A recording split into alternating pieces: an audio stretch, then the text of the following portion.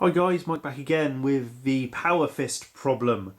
And to be fair, it's not a problem anymore because I've just decided to glue it together.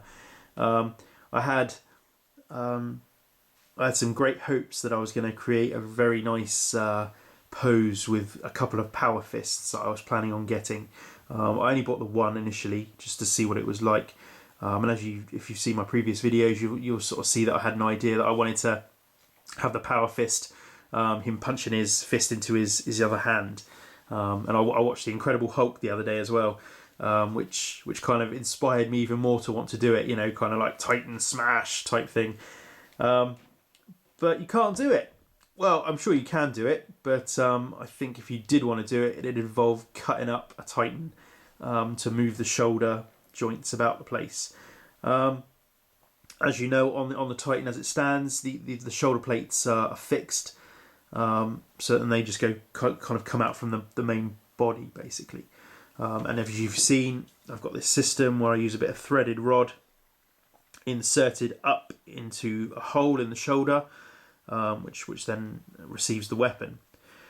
So that's that. So that position is fixed. So with the Power Fist, there is some movement you can do with it. This is separate, this bit here, and then you've got this this circular cylindrical bit here, and then these two plates get glued on either side. Actually, they get glued on either side. So you can have movement where the arm is sort of swinging out from sort of hanging down straight to swinging out at an angle. So you can do that, but you can't have the fist kind of swinging into the body to do this position because the body's in the way. Basically, you can't do it. And then the other bit of movement you've got on this is the elbow joint, so you can move the arm up and down basically. So you can move him out left and right and up and down.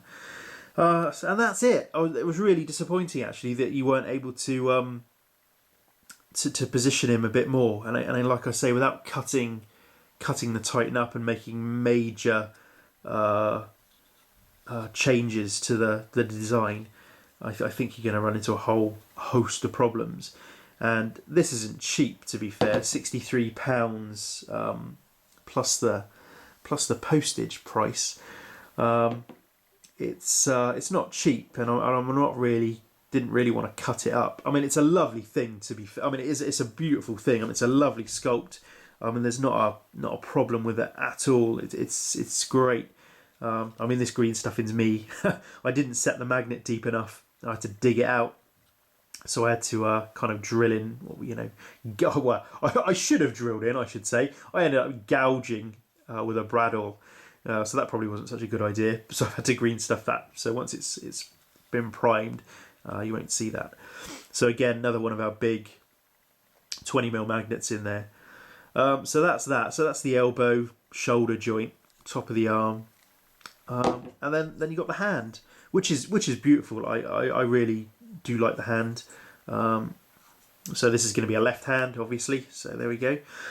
And one of my other little problems, I wanted to articulate the fingers, and again, you can't do it. Again, I'm sure you can do it, and if you've got modelling skills which are above and beyond which I possess. I wanted to drill through these holes. I mean, it looked obvious really to me when I was looking at the components. Could drill through these holes and make these two joints articulated, yeah? But the problem is, you could do that. You could certainly make those articulated. But then you've got these flat pieces of resin, which are the knuckles, effectively. And that's all they are, just shaped flat pieces of resin to make the knuckles. And then, whoops. There we go. Let's check my glue in. Oh, look at that, survived. These have got to be glued in, otherwise they fall out of the hole. So once you've glued these in, if these sections were articulated, the fingers wouldn't move anyway, or you'd break the glue joint of these knuckles. So I'm sure. I mean, I looked online and tried to find out if people had done it, and I couldn't find anything. But I mean, I'm sure there are people who have done it. So basically, I'm stuck with a fixed hand position. So I've just gone for just a generic generic kind of relaxed hand position. The thumb will get glued into the thumb recess once I've painted the inside of the hand. But I mean, that's it. I mean, it's just kind of a robot's hand. I mean, it looks great. I mean, I like it. I like the design of it. If I had my time again, I'd probably change the position of the fingers, to be fair. But it's okay. It is what it is now. And once it's painted up, it'll be fine. And it'll go on. Take that bit of thumb off because it falls off. So once that's mounted in the shoulder, the hand will just magnetise. So I mean, it looks pretty cool. It does look good. I mean, it does look good. And I'll have some movement on the hand where I can, you know, kind of move the hand position, you know. But yeah, I mean, I don't know, disappointing possibly is the word I might use for it. I mean, it's a lovely looking thing, don't get me wrong, I am pleased with it, but just the lack of positioning, which I was kind of looking forward to doing. And I think my plan to get 2 Powerfists is probably out the window now, and I'll spend the other £63 on something else.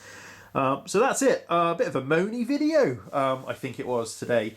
But that's the Powerfist. Very nice, but not very positionable. So, so if you're looking to get one, now you know.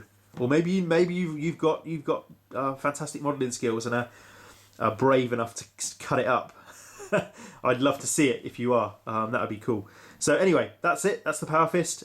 And I'll catch you on the next one. Cheers, guys.